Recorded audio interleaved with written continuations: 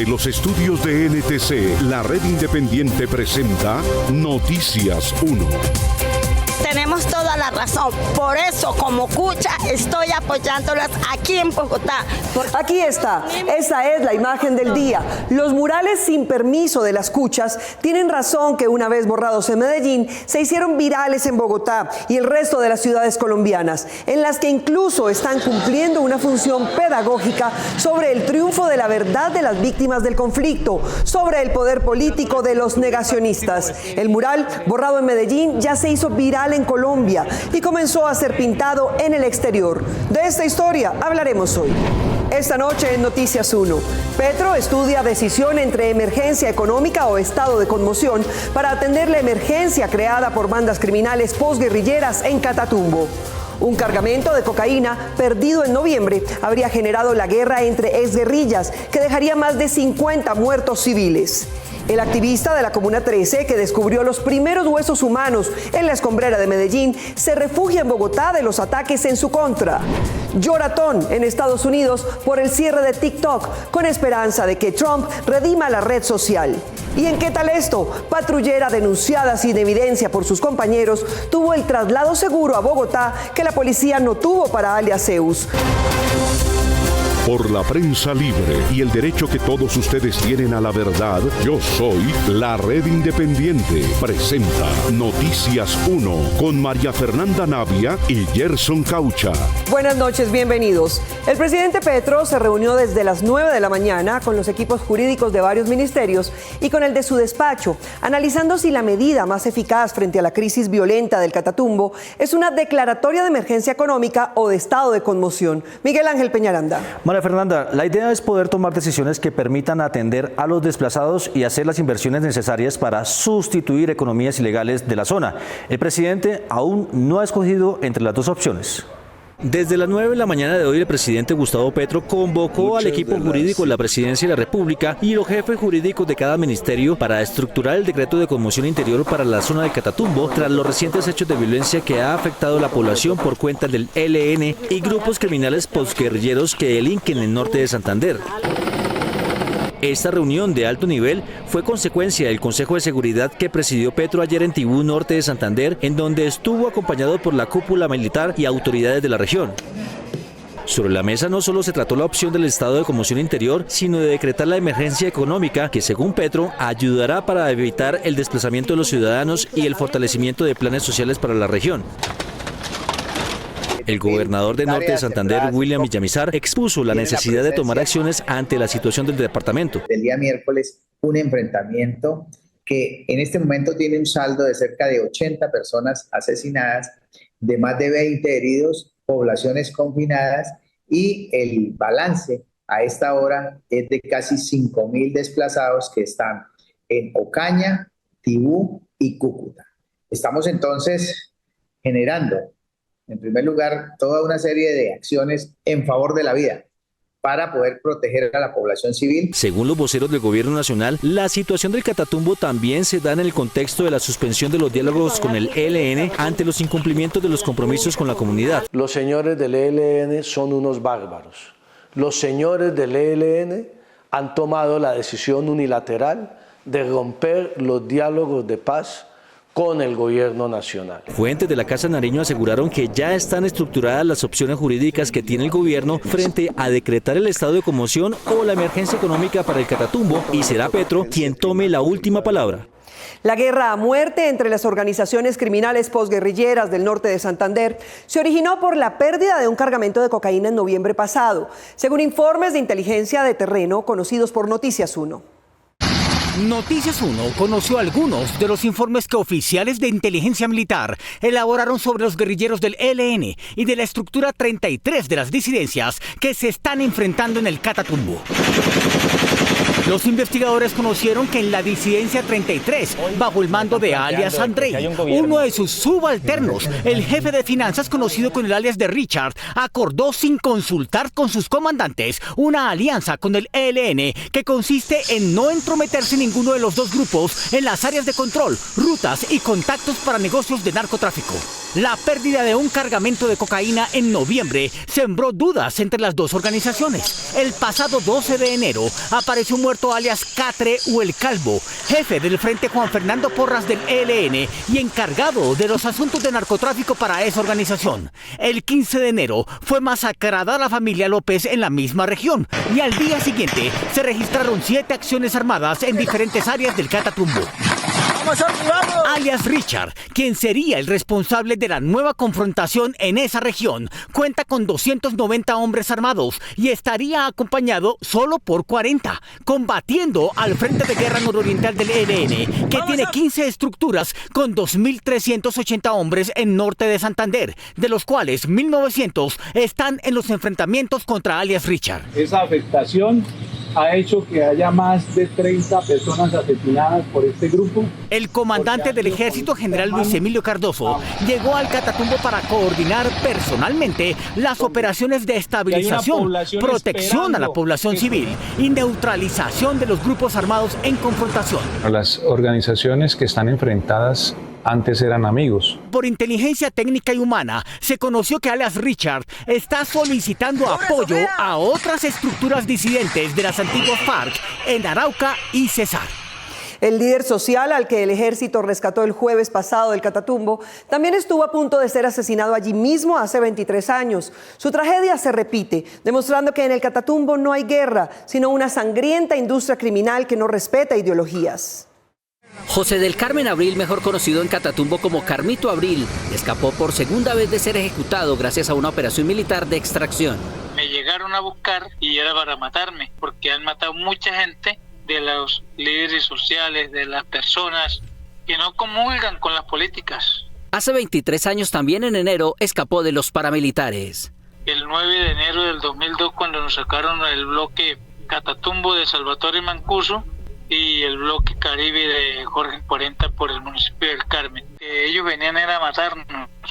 Hombres armados del ELN requisaron casa por casa, todas las del corregimiento de San Pablo en Teorama, en busca de defensores de derechos humanos. Personas que considera el ELN que han sido, que en los últimos tiempos han sido afines o han sido de alguna manera han colaborado con el Frente 33, lo clásico de la guerra. Esto no es así, es población civil que está en la mitad de una presión territorial muy fuerte y entre ellas firmantes de paz. Las estrategias de garantías de protección a líderes seguimos con muy grandes vacíos que no son coherentes con la realidad territorial, y cuando surgen este tipo de conflictos nuevamente y resurgen unas dinámicas diferentes, somos nosotros los que tenemos que huir. Lo que hemos reiterado nosotros es que debe distinguirse a la población civil de este conflicto, debe respetarse el derecho internacional humanitario. En el Catatumbo también son objetivo militar los firmantes de paz. 5 de ellos han sido asesinados.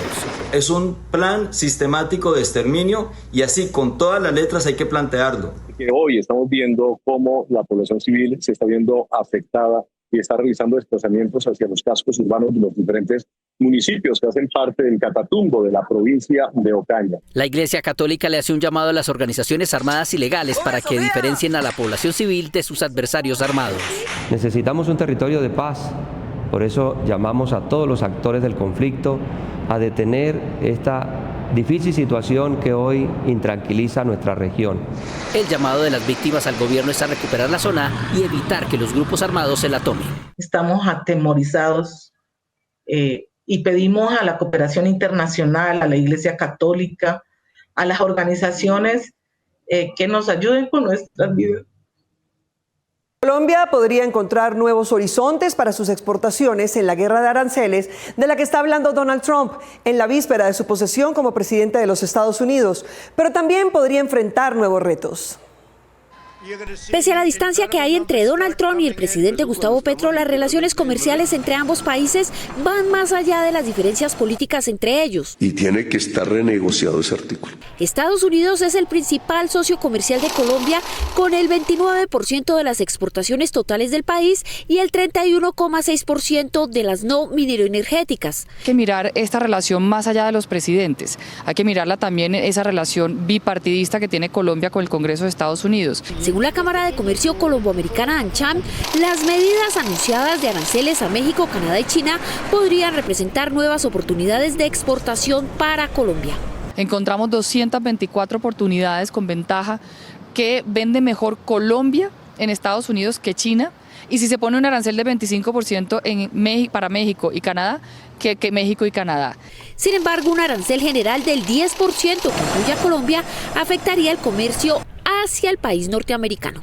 Y el impacto va a frenar mucha del proceso de exportación, producción nacional, y puede generar también un problema interno de crecimiento. La eventual renegociación del TLC con Estados Unidos también inquieta a los gremios. Porque una renegociación implica poner todo el acuerdo sobre la mesa y implica la posibilidad de revisar todo, y allí puede uno salir trasquilado. Negociar hoy en día un acuerdo comercial que presenta tantos beneficios para Colombia, donde está dando unos resultados importantes, con un gobierno que efectivamente y un país que efectivamente tiene mucha más injerencia en el mercado internacional, pues Colombia sería el menos beneficiado. Aunque el Ministerio de Comercio explicó que no se busca una modificación de fondo con el acuerdo comercial de Estados Unidos, en esta carta enviada al canciller Luis Gilberto Murillo, varios congresistas pidieron suspender las renegociaciones hasta que sean socializadas. Aunque Petro y Donald Trump están en los extremos ideológicos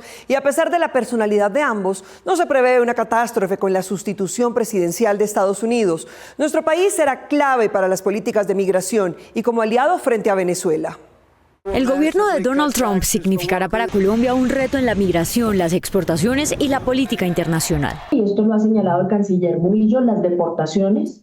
Creo que Estados Unidos va a hacer más uso del cupo que ha acordado con Colombia para retornar y repatriar colombianos. Pero según la internacionalista, implicará un nuevo sentido de cooperación en materia migratoria, en específico sobre el Darién. Está totalmente descontrolado y tiene que ser asumido por el Estado. Yo creo que Estados Unidos va a ponerle la presión a Colombia para que intensifique las políticas de retención de migrantes. La académica asegura que ni América Latina ni la crisis venezolana son una prioridad desde un plano geoestratégico para Estados Unidos. Va a haber una aproximación un poco más reflexiva hacia el tema venezolano. Va a haber mucha cautela inicialmente.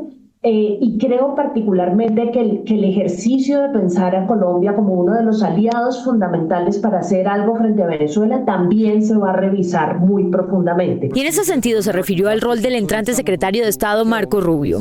Para diseñar acercamientos o alejamientos preventivos dependiendo del caso. Conoce bien las posiciones, conoce bien los actores, es particularmente cercano a Colombia, así que vamos a tener un secretario de Estado mucho más informado. Para Borda, este no es un momento para renegociar tratados. ¿Es este entonces un buen momento para renegociar tratados de libre comercio? Rotundamente no. Sí, lo que ha hecho el gobierno colombiano últimamente es ajustar algunas medidas que acabaron de terminar de ajustar justamente antes de que Trump asuma la presidencia para hacerlo funcionar mejor. Borda considera clave que Latinoamérica se concentre en buscar alternativas de integración de carácter comercial.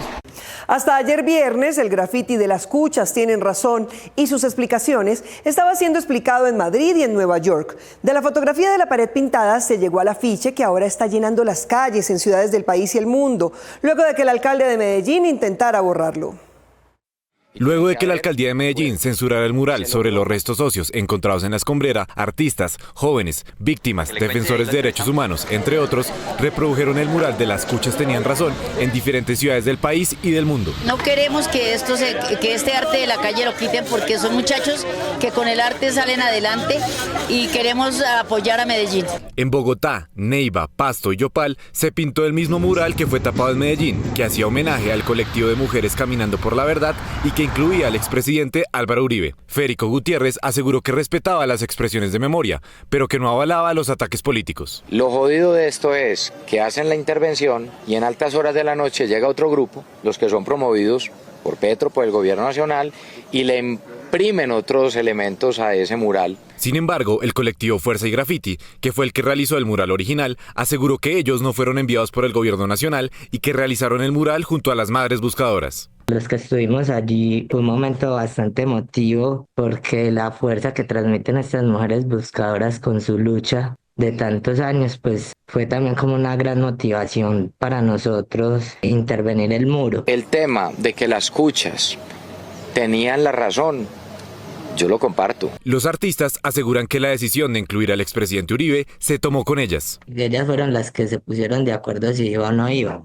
Al final quedó y fue tapado. El mensaje de las madres buscadoras y de los artistas de Medellín también llegó al Times Square en Nueva York, donde algunas personas salieron con esta pancarta. De la misma forma, este afiche fue compartido por artistas colombianos en la Universidad Complutense de Madrid. Nosotros consideramos que la memoria es una construcción y esa construcción se da a través de las personas que viven esos procesos. La institucionalidad como tal desconoce muchas veces a las víctimas y sus realidades, la memoria es de ellas. En Barranquilla, Manizales y Cali, colectivos de artistas anunciaron que también pintarán el mural mañana. Uno de los más entusiastas promotores del grafiti censurado y viralizado es James Zuluaga, quien en las obras de un proyecto que llevaba en la Comuna 13 de Medellín encontró hace 4 años la primera osamenta, pero tuvo que huir de Medellín amenazado. Camilo Galán. María Fernanda, él le atribuye la situación de riesgo que vive a 2 concejales negacionistas de Medellín.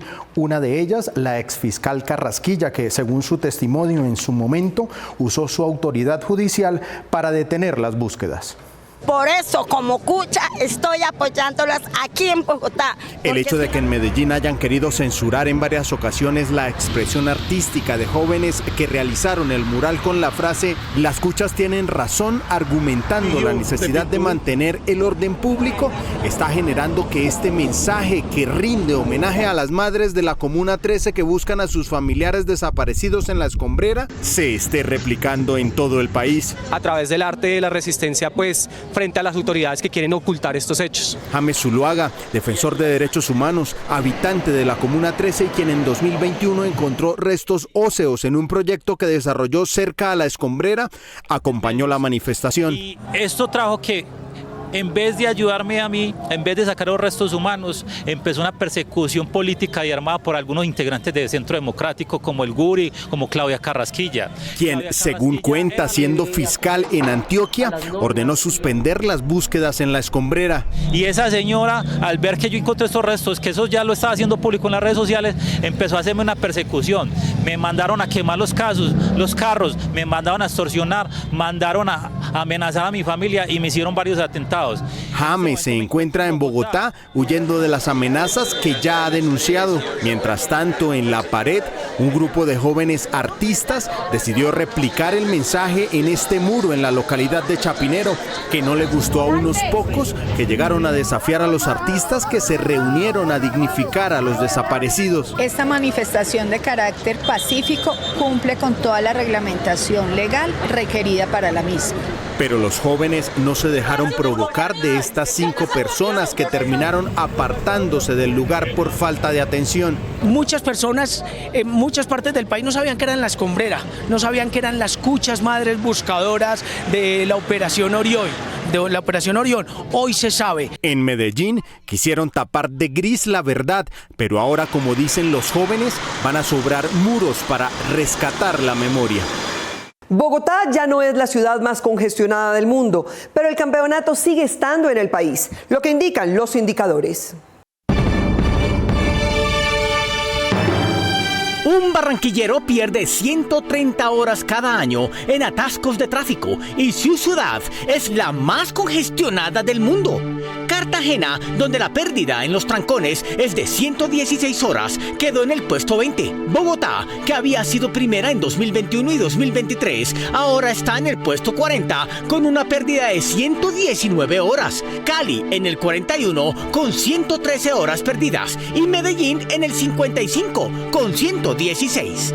Esto indica que en las ciudades colombianas no hay calles para tanto carro. Esto es lo que indican los indicadores. Perro robótico que a Nueva York no le sirvió como policía, encontró trabajo en Colombia, buscando explosivos en los cementerios en los que se aspira a encontrar a los desaparecidos. El robot canino morfo de la fábrica Boston Dynamics, que intentó para dotar la policía de Nueva York, fue adaptado en Colombia por ingenieros locales para prevenir trampas que los criminales de lesa humanidad dejan en las fosas comunes, que está destapando la Jurisdicción Especial para la Paz, JEP. Se le pueden instalar instrumentos de medición, como lo son escáneres láser, y esos escáneres láser, además de que se pueden controlar a distancia, salvaguardando la vida de las personas. Estos perros robóticos, además de entrar a las fosas comunes y zonas con posibles minas para detectar dónde se puede explorar, también usan láseres para la detección de posibles riesgos, generando hasta 800.000 puntos de detección por medio de láseres. Grandes cantidades de datos que después requieren en el tercer paso personas como que sepan de Big Data y científicos de datos, no solo ya topógrafos, catastrales y civiles, para analizar lo que se llama la morfología del terreno.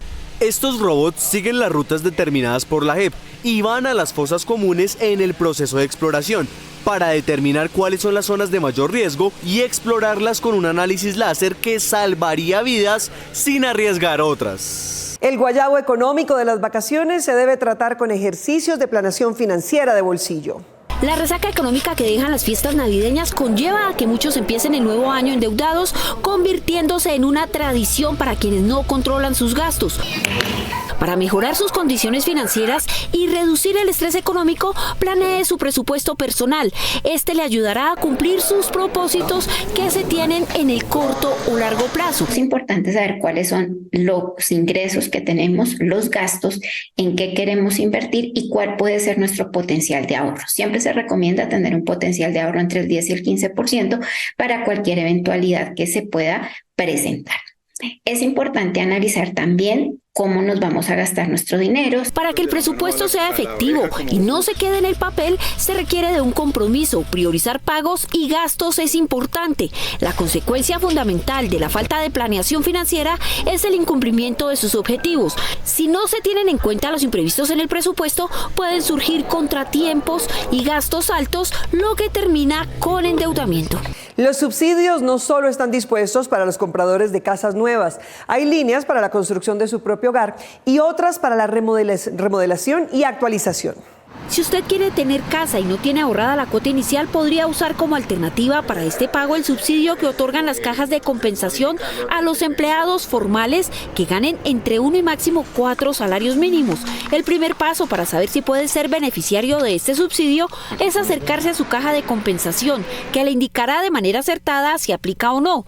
Entre los requisitos para que usted pueda aplicar este subsidio está no ser dueño de una vivienda, ya sea por compra o herencia. Los ingresos del grupo familiar no deben superar los 4 salarios mínimos, es decir, 5.694.000 pesos. No haber sido antes beneficiario de ningún subsidio para la compra de vivienda. Estos subsidios se otorgan para comprar vivienda de interés social que puede tener un valor hasta de 192 millones de pesos o de interés prioritario cuyo valor no puede superar los 128 millones de pesos. 170 millones de norteamericanos mañana no tendrán en qué pasar su tiempo libre y algunos miles perderán su trabajo. El presidente de TikTok les dijo que solo el próximo presidente de los Estados Unidos puede salvarlos, pero este, en guerra comercial con China, aplazó su decisión para un futuro no muy lejano. TikTok confirmó que su servicio dejará de estar disponible en Estados Unidos desde este domingo, sacando de la red social a 170 millones de usuarios. La medida acata una sentencia de la Corte Suprema debido a preocupaciones de seguridad nacional relacionadas con el hecho de que la información de sus usuarios sea compartida con el gobierno chino. La compañía indicó que será forzada a pagarse a menos de que el gobierno de Joe Biden garantice que Apple, Google y otros proveedores no serán sancionados por distribuir TikTok en el país. Pero su presidente centró sus esperanzas en los cambios legales que pueda hacer Donald Trump. Hemos estado luchando para proteger el derecho constitucional a la libertad de expresión para los más de 170 millones de estadounidenses que utilizan nuestra plataforma diariamente. El gobierno estadounidense sostiene que ByteDance, con sede en Beijing, podría ser presionada por el gobierno chino para acceder a datos sensibles o influir en el contenido de la plataforma.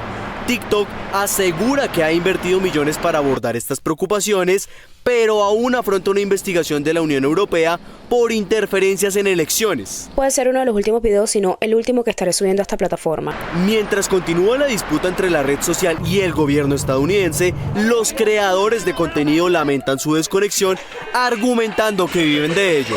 Si ando preocupada, si ando triste, pues yo no sé si lo vayan a quitar o no.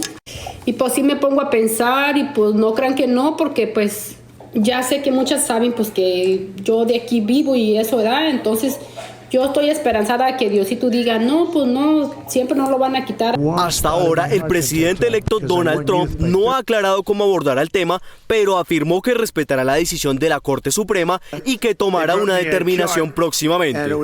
Mientras tanto, varios influencers han utilizado sus últimos momentos en TikTok para despedirse de sus seguidores. Terminadas las vacaciones, además de las deudas, ahora enfrentamos por lo menos 1 libra de sobrepeso. Para volver al peso normal y un buen propósito de año nuevo es una dieta sana. De acuerdo con un estudio publicado en la revista de Obesidad, luego de las festividades de fin de año, una persona puede aumentar de peso 1 libra o 1 kilo. Expertos aseguran que esto sucede por el exceso de alimentos fritos y otros altos en grasas, sumado a un cambio en los hábitos que mantiene el resto del año.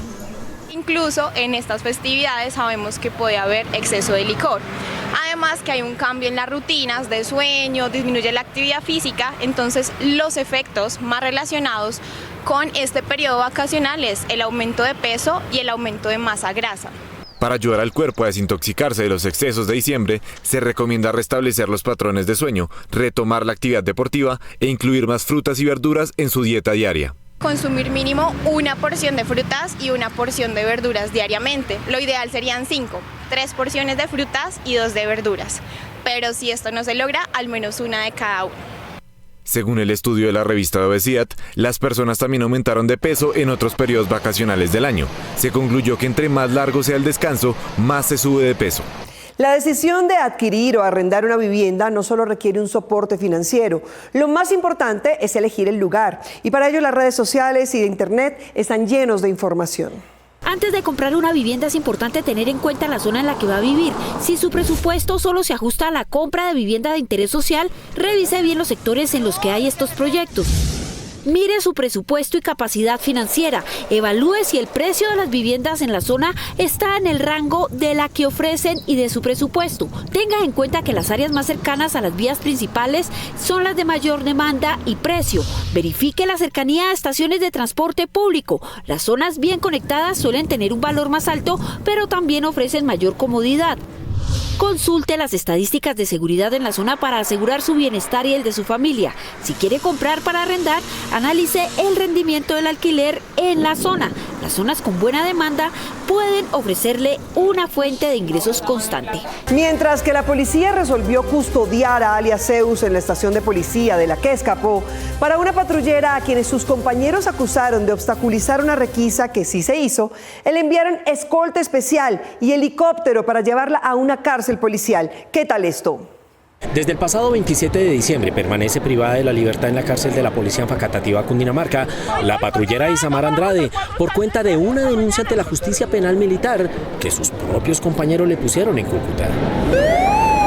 Según los denunciantes, su compañera no permitió el control a un vehículo y sus ocupantes. Nosotros quisimos hacer un registro personal a los ciudadanos en los 2 vehículos y también registrar la camioneta y el automóvil, lo cual no fue posible porque la patrullera Isamar lo impidió y para no empeorar las cosas, porque habían varias personas civiles en el lugar, nos abstuvimos de insistir en realizar estos 2 procedimientos. Pero estos videos muestran algo distinto a lo denunciado por los policías del retén contra la patrullera y su compañero. Inverosímil.